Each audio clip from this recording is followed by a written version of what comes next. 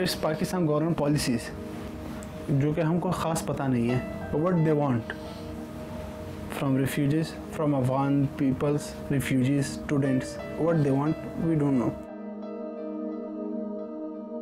पाकिस्तान में तालीम हासिल करने वाला ये नौजवान उन लाखों अफगानों में से एक है जिन्होंने सोचा था कि इनको पाकिस्तान में एक बेहतर मुस्तकबिल मिल जाएगा, लेकिन पाकिस्तान में पैदा होने, पलने बढ़ने और कई दिहाइयों तक रहने के बाद इनको ये कहा जा रहा है कि जिस मुल्क को वो अपना समझ बैठे थे इसमें अब इनकी कोई जगह नहीं। पाकिस्तान गवर्नमेंट ये मेरा हक बनता है कि वो खुद मुझे सीनाईसी प्रोवाइड करे, क्योंकि मेरा पैदाइश यहीं पे हुआ है, मैंने एजुकेशन यहाँ से हासिल की है, मैंने सब कुछ यहीं पाकिस्तान में किया है।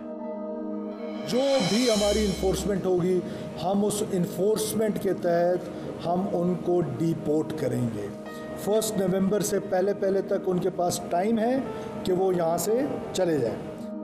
3 अक्टूबर को पाकिस्तान की निगरान हुकूमत ने ऐलान किया कि तमाम अफगान पनाह गुज़ीन 1 माह के अंदर अंदर पाकिस्तान छोड़ दें।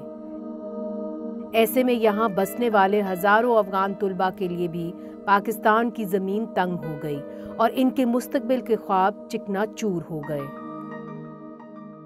मेरा नाम रहीमुल्ला अफ़गान है। मैं लोरालाई शहर में मेरा पैदाइश हुआ है वहाँ पे। तो मैं एक अफ़गान रिफ्यूजी स्टूडेंट हूँ पाकिस्तान में। तो सोवियत यूनियन वॉर से हम पाकिस्तान में यहाँ पे रह रहे हैं। मेरा नाम सुहेला है और मैं फर्स्ट ईयर में पढ़ती हूँ और मेरा ताल्लुक कंधार निंगरहार से है। मेरा नाम एहसानुल्लाह है और मैं बेसिकली जो है अफ़गानिस्तान से हूँ और अब्बासिन यूनिवर्सिटी में इंटरनेशनल रिलेशंस डिपार्टमेंट में 3rd सेमेस्टर में पढ़ता हूँ। ज़मानुम सिदा हसीना हिम्मती दा ज़सियम अफ़गान कटवाला यम पैदा सवी हमदल्ता पाकिस्तान की यम।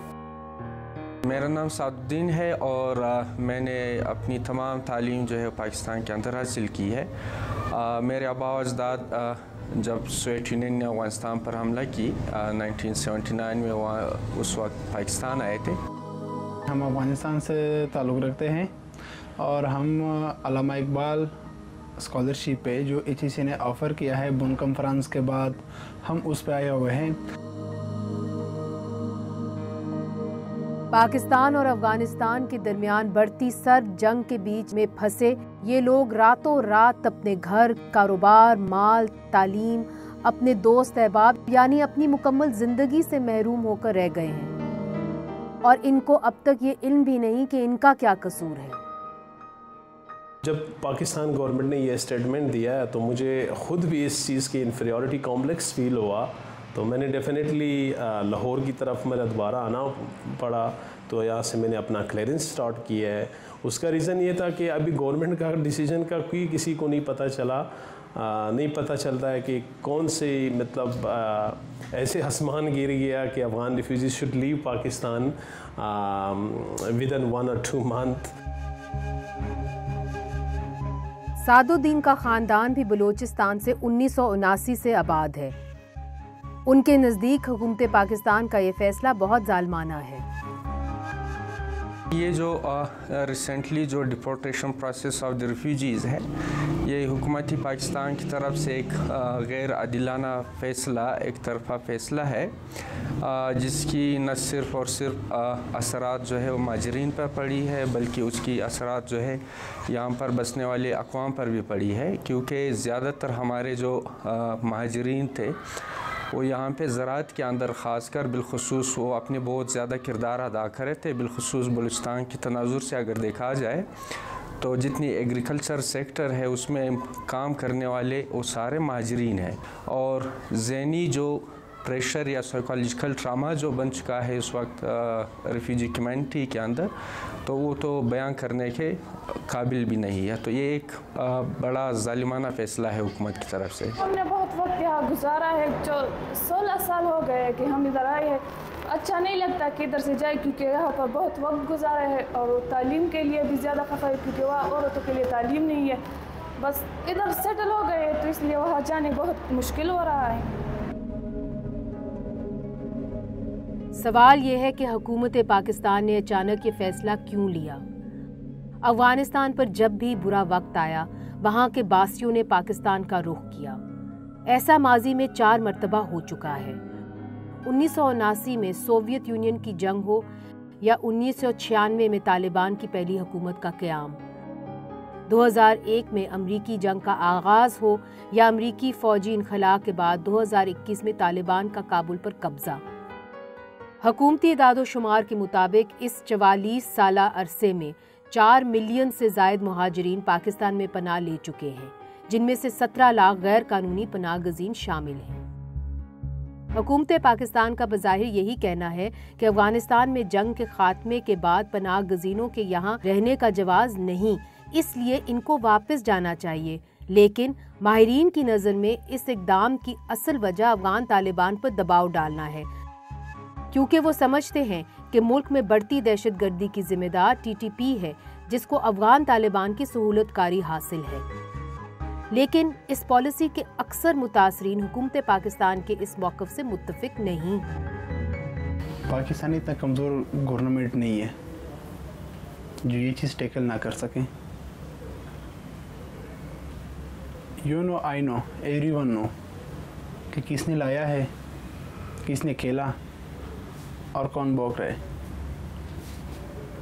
जब गवर्नमेंट चाहिए उनके लिए शायद ये सेकेंडों का बात हो ख़त्म करने के लिए, लेकिन करना ही नहीं चाहते। शायद इसमें इनका खुद ज़ाती मफाद होगा। ख़ुद तुमने बनाया है, आज तुम खुद क्यों शिकायत कर रहे? ये जो non documented Afghan refugees Pakistan में रहे, ये कोई आसमान से आके आया? ये तो बॉर्डर से आया। तो बॉर्डर मैनेजमेंट सिस्टम आपके कहाँ थे? आप लोगों की कंसर्न अथॉरिटीज़ कहाँ पे थे कि ये लोग कहाँ से है, कौन है?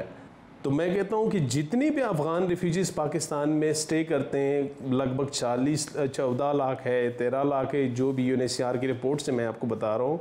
अगर 2% ऑफ देम या 1% ऑफ देम अगर उनमें कोई किसी का ऐसे वायलेशन, कोई एक्सप्लॉयटेशन की तरफ उनकी कोई एक्टिविटीज़ हैं, इसका मतलब हरगिज़ नहीं है कि पूरा अफ़गानिस्तान के लोग जितने भी यहाँ पे रह रहे वो सारा टेररिस्ट है।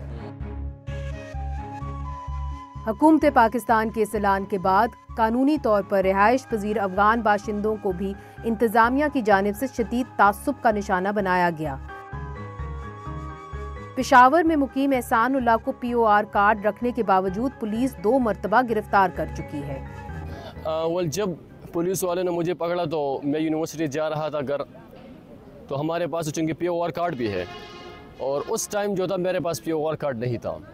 तो मैंने उनको कहा कि मतलब मेरे पास कार्ड तो है लेकिन घर में है, अगर आप मुझे इजाज़त दे तो मैं किसी को कॉल करूँ कि कार्ड लेके आए और आपको मैं बताऊँ। लेकिन उन्होंने कही कि नहीं, आपने हमारे साथ आना है। तो मैं उनके साथ गया पुलिस स्टेशन, तो मैंने कॉल किया अब्बू को, उसने वो फिर कार्ड लेके आए और जब मैंने उनको दिखाया, वो पुलिस वाले पैसों का डिमांड कर रहे थे। तो 1000 रुपये देकर जो है, 1000 रुपये देकर जो है मुझे जो है उन्होंने छोड़ा, हालांकि मेरे पास POR कार्ड भी था। I was travelling from Peshawar to Islamabad, then एक चेक पोस्ट पे गाड़ी रुकवा दिया। तो उन्होंने तलाशी किया तो मेरे पास पासपोर्ट और वीज़ा दोनों था, तो मैंने दिखा दिया। जब मैंने पासपोर्ट और वीज़ा दिखा दिया तो गाड़ी वाले को भेज दिया, मुझे गाड़ी से उतारा और गाड़ी वाले को बोला कि इनका जो बैग है वो भी निकाल दे। तो उसके बाद मुझे बोला कि पैसा दे दो वरना we can allow you to for travelling. मैंने बोला कि sir I am a student, ये मेरा पासपोर्ट है, ये मेरा वीज़ा है और ये मेरा स्टूडेंट कार्ड है, तो किस बेस पे मैं आपको पैसा दूँ और क्यों दूँ? उन्होंने बोला कि अगर पैसा नहीं देने तो आपको हमारे साथ ताना जाना होगा और उधर जो आपका हालत होगा फिर वो आप उसका ज़िम्मेदार आप ही होगे। ये ख़ुद भी एक किस्म की हैरेसमेंट है कि मैं लोरेलाई से ट्रेवल करके लाहौर तक नहीं आ सकता हूँ, मैं किसी और का CNIC या किसी और की रिकमेंडेशन पे मैं यहाँ पे आता हूँ, मैं किसी चेक पोस्ट पे अपने CNIC नहीं दिखा सकता हूँ जो POR कार्ड है। तो ये भी this a type of harassment. मैं ज़ाती तौर पर एक साइकोलॉजिकल ट्रामा से गुज़र चुका हूँ, क्योंकि घर से निकलना हर वक्त A1 यूनिवर्सिटी के लिए, बेशक मेरे साथ जो है एक रजिस्टर्ड अफगान रिफ्यूजी हूँ, मेरे साथ POR कार्ड भी है, प्रूफ ऑफ रजिस्ट्रेशन कार्ड, जो नादरा की तरफ से दिए गए हैं हमें। उसके बावजूद हमें एक डर और खौफ और हरास ये होती थी कि हुकूमत हमें पकड़ लेंगे। अफगान बाशिंदों की हरासगी का ये आलम है कि स्कॉलरशिप पर तालीम हासिल करने के लिए स्टूडेंट्स को भी महज नस्ली बुनियाद पर तासुब का सामना करना पड़ा। डिपार्टमेंट में बहुत इस तरह इशू होते हैं। डिपार्टमेंट लाइक अक्सर इन डिबेट स्टार्ट होता है। हमारा जो स्टूडेंट्स है MBBS का, अक्सर उनको ये बताता है कि bloody Afghanis, why are you come to Pakistan, अपने मुल्क में स्टडी क्यों नहीं करते हैं। So disappointed very. उस टाइम हमारा दिल ये करता है कि यार बस डिग्री छोड़ दो। वाई जस्ट वी, क्योंकि पाकिस्तान में और भी तो स्टूडेंट है from Somalia, Nepal, China, Kashmir, Tajikistan, Dubai. ये बिहेवियर उनके साथ क्यों नहीं है? वाई इज जस्ट अफगानी? क्या अफगानिस्तान का इतना बुरा लोग है कि हर कोई उनके साथ लड़ना चाहता है?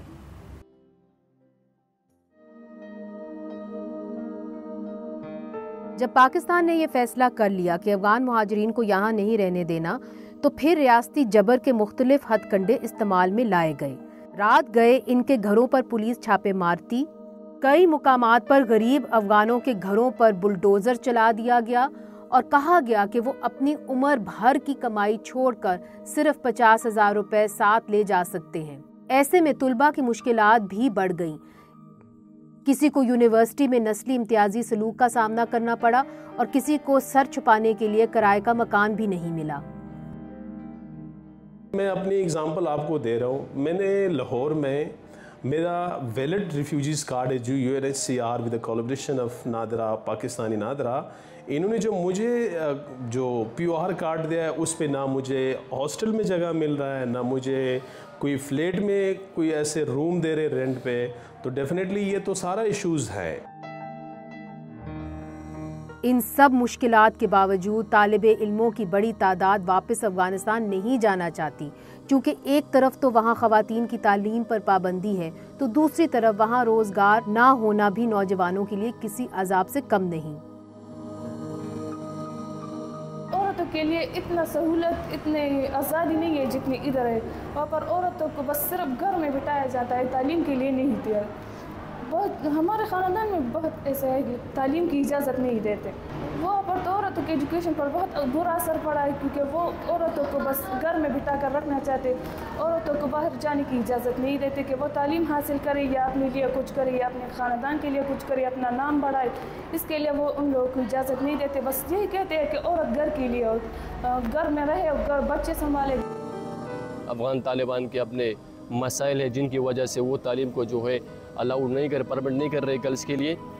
तो बिल्कुल ये बहुत एक बड़ा मसला है और इसलिए बहुत अफ़गान मुहाजिरीन नहीं जाना चाहते अफ़गानिस्तान, क्योंकि वो जिनकी बेटियां हैं, बहनें हैं, वो लाज़िम बात है तालीम से महरूम रहेंगे। हसीना एक सहाफ़ी बनना चाहती है, जिसके लिए इसे डिग्री की ज़रूरत है। फ़िलहाल वो अपना शौक़ एक वीलॉग के ज़रिए पूरा कर रही है, जिसे वो अपने ऑफिशियल फेसबुक पेज पर शेयर करती है। हसीना उन तुलबा में से है जो वापस नहीं जाना चाहती और हुकूमती ऐलान के बाद बहुत मायूस है। مونږ سیده دلته کنه پاکستان هم ډیر کور ودان وي، مطلب دلته مکتبونه وس په افغانستان کې ویلي و نو پاتې به وو. دلته دا د مکتبونه مو فارغه سو. کله چې زه په 12 کې وم کنه نو همدا واضح شروع وي په افغانستان کې سیده نجونې تعلیم نشي کوي. इन तुलबा के वही ख्वाब हैं जो किसी भी माशरे में एक तालिबे इल्म के होते हैं, यानी एक बेहतर मुस्तकबिल। लेकिन ये ख्वाब अब अफगानिस्तान में पूरे होते नज़र नहीं आते। हम एक ऐसे फैमिली से ताल्लुक़ रखते हैं कि मिडिल क्लास फैमिली है। अभी हम पाकिस्तान में फ़र्स्ट टाइम हम स्टडी करते हैं, सेकंड टाइम हम काम करते हैं। तो लाज़िम बात है अगर मैं अफ़गानिस्तान जाता हूँ तो मैं इस काबिल नहीं हूँगा कि मतलब मैं उधर जो है स्टडी को अपने स्टडीज़ को कंटिन्यू कर सकूँ। मेरे लिए बहुत सबसे बड़ा मसला अनएम्प्लॉयमेंट का होगा कि मतलब मुझे रोज़गार मिले, मतलब मैं फ़र्स्ट टाइम स्टडी कर सकूँ, सेकंड टाइम इधर काम वगैरह कर सकूँ, ताकि मैं एजुकेशन को सपोर्ट कर सकूँ। पर बहुत खफा होंगी, क्योंकि मेरे तालीम अधूरा छोड़ा है। मेरे बहुत से सपने हैं कि मैं उनको पूरा करूं। मेरी ख्वाहिश है कि मैं डॉक्टर बनूं और अपने ख़ानदान के लिए बहुत कुछ करूं, अपने नाम बढ़ाऊं। زه غواړم چې په جرنالیزم کې زه ډیګري ترلاسه کړم، اسناد ترلاسه کړم، ځکه چې یو ځای ځم په پوښتنه رانه وشي تاسو جرنالیست یئ، تاسو اسناد لرئ، چې زه ورته وایم چې نه اسناد نشته، څومره و یا ډیګري نشته، څومره بل ډول خبره ده چې اسناد یا ډیګري وي، دا خو ښه خبره وي، جرنالیست رقم ته وي. Pakistan is better than Afghanistan for us,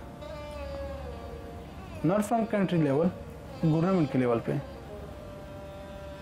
अगर हम फैसिलिटेट करें यही गवर्नमेंट, हम पाकिस्तान में भी रह जाएंगे, क्योंकि पाबंदियाँ तो नहीं होगा, जॉब अपॉर्चुनिटीज़ तो हमको मिल जाएगा, हमारा बच्चा तो तालीम करेगा। पाकिस्तान में जन्म लेने वाले, यहीं पलने बढ़ने वाले किसी भी शख्स और रहीमुल्लाह या सादुद्दीन में फ़र्क सिर्फ शनाख्ती कार्ड का है। कागज़ का ये एक टुकड़ा जिसके पास है, इसका मुस्तकबिल महफूज है, और जिसके पास नहीं, इसके कल पर सवालिया निशान है। बज़ाहिर तालिबान की सोच से लड़ने वाले मुल्क का सुहेला और हसीना जैसी लड़कियों को तालिबान ही के नजरिए की भेंट चढ़ा देना हर लिहाज से नाइंसाफ़ी है। एक वक्त था कि पाकिस्तान ने अज़म किया था कि हमें दुश्मन के बच्चों को पढ़ाना है, तो फिर मुहाजिरीन और इनके बच्चों से यह हक क्यों छीना जा रहा है?